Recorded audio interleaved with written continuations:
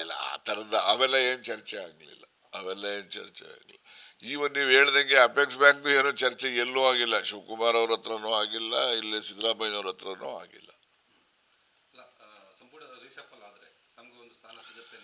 ನಾನು ನಿರೀಕ್ಷೆ ಮಾಡ್ತಾ ಇದ್ದೇನೆ.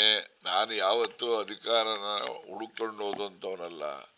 ಅಧಿಕಾರದ ಅವಕಾಶ ಕೊಟ್ಟರೆ ನಾನು ಜನಪರವಾಗಿ ಕೆಲಸ ಮಾಡ್ತೀನಿ ಅಂತಕ್ಕಂಥದ್ದು ನನಗೆ ವಿಶ್ವಾಸ.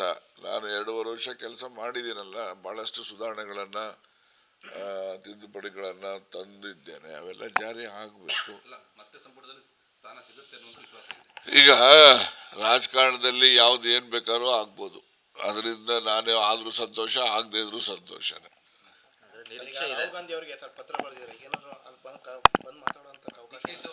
ಲೋಪ ಇದೆ ಅನ್ನೋದನ್ನ ಅಲ್ಲಿ ಉಲ್ಲೇಖ ಮಾಡಿದ್ರು. ಎಲ್ಲಿ ಏನ್ ಮಾಡಿದೀನಿ? ಏನ್ ಮಾಡಿಲ್ಲಲ್ಲ.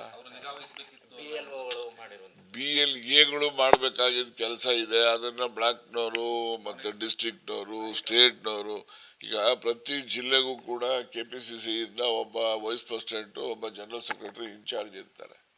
It is there duty.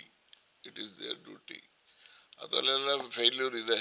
ಅದಕ್ಕೋಸ್ಕರ ಇಲ್ಲಿ ಎನಿವೆ ನೋಡಿ, ಈ ರೀತಿ ಓಟ್ಗಳು ನಿಮಗೆ ಬೆಂಗಳೂರು ಸೆಂಟ್ರಲ್ ಅಲ್ಲಿ ಯಾಕೆ ರಾಹುಲ್ ಗಾಂಧಿ ಇಷ್ಟೊಂದು ಸೀರಿಯಸ್ ಆಗಿ ಅದನ್ನ ಇವತ್ತು ತಗೊಂಡಿದ್ದಾರೆ ಅಂದ್ರೆ, ಬೆಂಗಳೂರು ರೂರಲ್ ಅಲ್ಲಿ 8 ಅಸೆಂಬ್ಲಿ ಕ್ಷೇತ್ರದಲ್ಲಿ 7 ಅಸೆಂಬ್ಲಿ ಕ್ಷೇತ್ರದಲ್ಲಿ ಕಾಂಗ್ರೆಸ್ ಮೆಜಾರಿಟಿ ಬಂದಿದೆ. 7 ಒಂದೇ ಒಂದು ಕ್ಷೇತ್ರದಲ್ಲಿ ಈ ಓಟ್ಗಳನ್ನ ಈ ತರ ಒಂದೊಂದು ಸಣ್ಣ ರೂಮ್ಗೆ 50-60 ಜನ ಸೇರಿಸೋದು, 100 ಜನ ಸೇರಿಸೋದು, ಹಿಂಗೆಲ್ಲ ಮಾಡಿ ವಾಮಮಾರ್ಗದಿಂದ ಆ ಸೀಟನ್ನ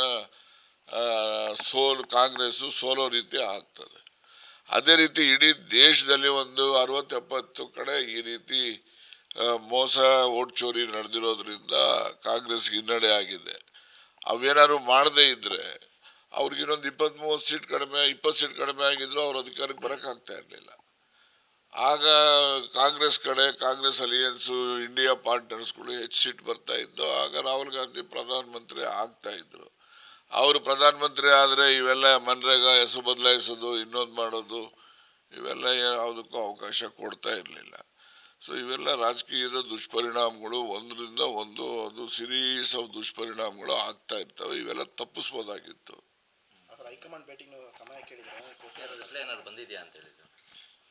ಈಗ ರಿಪ್ಲೈ ಕೊಡೋವಂಥದ್ದಲ್ಲ, ಸಮಯ ಕೇಳಿದ್ದೀನಿ. ನಾನು ಮಾಹಿತಿ ಅವ್ರ ಗಮನಕ್ಕೆ ಕಳಿಸಿದ್ದೀನಿ, ಸಮಯ ಕೇಳಿದ್ದೀನಿ. ಯಾವತ್ತು ಕೊಡ್ತಾರೆ ಆ ದಿವಸ ಹೋಗಿ ಭೇಟಿ ಮಾಡ್ತೀನಿ. Thank you.